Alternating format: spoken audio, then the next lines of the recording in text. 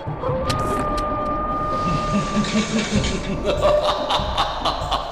evening. So a while back I did a review on the movie VHS. It went like this.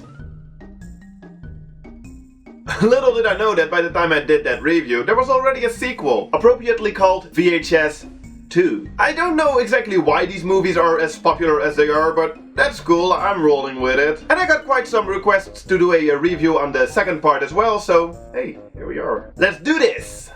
So the concept is exactly the same as in the first VHS movie. It's an anthology horror movie, 4 segments and a wraparound story by different filmmakers, all in the found footage film style. So let's start with the wraparound story. Because it's really not that interesting. This private investigator, I guess that's what he is, together with his girlfriend, go looking for a missing guy. They break into his house and find a shitload of VHS tapes. The girl starts watching some of these tapes and, well, what she sees is basically the different segments of the movie. And I know it's not supposed to bother me, but it does. You simply just can't have a widescreen image on a VHS tape, let alone in high definition. And this really is just the start of the problems that I have with the whole VHS aspect of this movie. But I'll come back to that as we progress if we go through all the different stories. So let's just start with the first segment, the first tape, if you will. They were really running out of ideas as for how to record the footage in VHS 2, since this segment is shot with a robot eye. This guy has been in a car accident and is now testing this new technology, and because it is still in the testing phase, it's all being recorded by the corporation that developed it. It doesn't make that much sense, but apparently when you have a robot eye, you start seeing ghosts and stuff. In all honesty, I did think that this was the scariest segment, but mostly because of the unnecessary jump scares.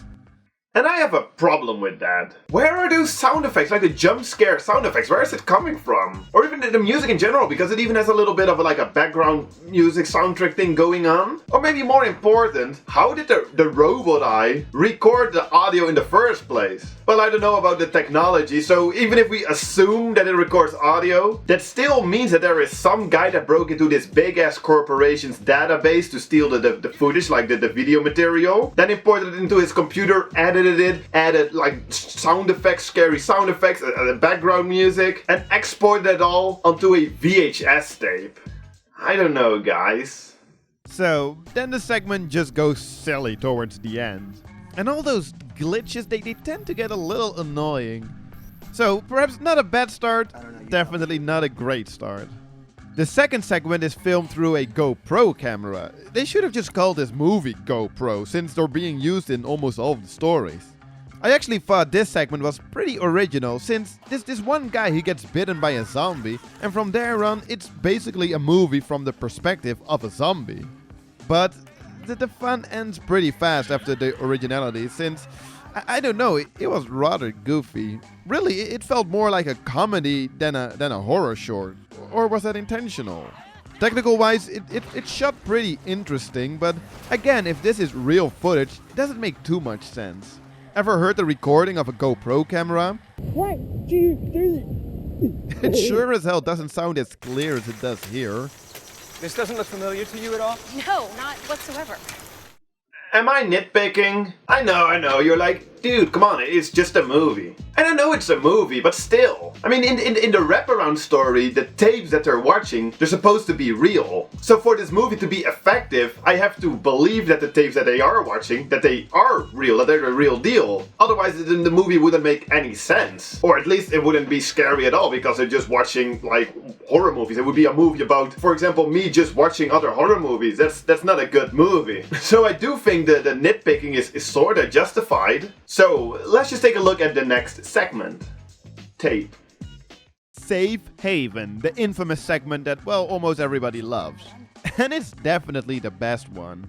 It's about a film crew that has access to go and document this controversial cult and their activities. Recorded through digital cameras, button cameras, security cameras, and more GoPro cameras, we witness all the crazy shit that goes down here. From a million different angles. And, well, it is pretty graphic. I find stories with crazy, weird cults usually quite interesting, so I did really like this one.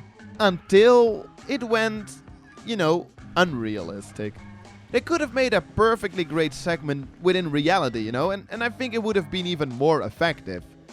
At one point during the interview, one guy goes back to the car to get an extra battery. We can see this because a camera in the car is recording this. But why would they have a camera recording the whole time? What purpose does that serve besides for us, the viewer, to see what this guy is doing? Also, why do we see all this information on the screen? No camera actually records that. If it's supposed to give an impression of what the cameraman sees, okay, I'm fine with that. But this is the actual footage that came out of the camera. It makes no sense.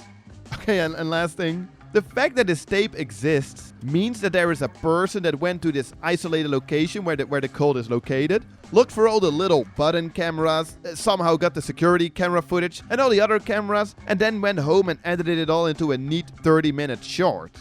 I just do not know if that is very plausible. Oh, I'm nitpicking again?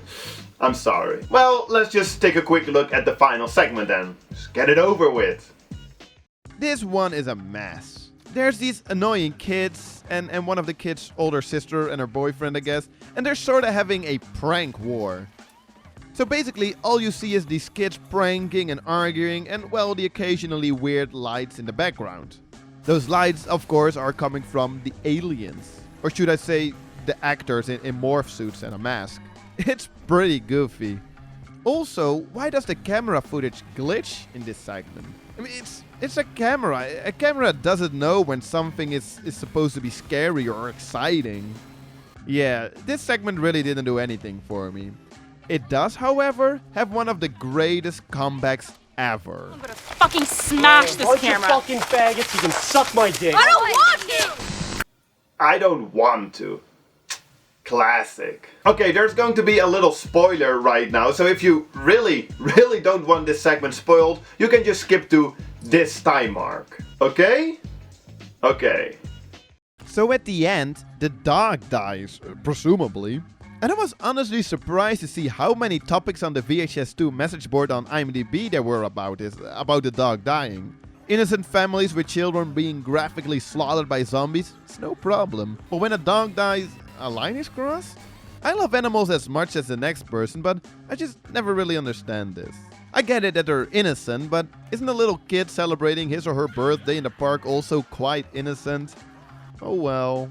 So after that we just have the wraparound story that wraps up the story, and we're done. So out of 5 stories, I quite enjoyed 1. Really, and the other 4, they range from to okay-ish. So it's not that great. And honestly, I just can't wrap my head around the whole VHS aspect of the movie. It's just a gimmick. Because really, there's not a single practical reason to use VHS over any other data storage alternative. It's really just a gimmick because it's cool.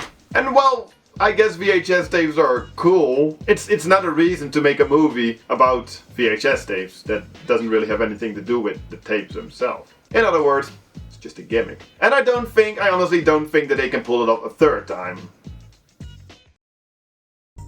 Also, considering the fact that the tapes you see in the wraparound story, you see in the movie, that they are all real, that would mean that this movie takes place in a world where there are dead people or ghosts that you can only see with a robot eye, the start of what could very well be a zombie apocalypse, an actual demon running around, and aliens abducting little children.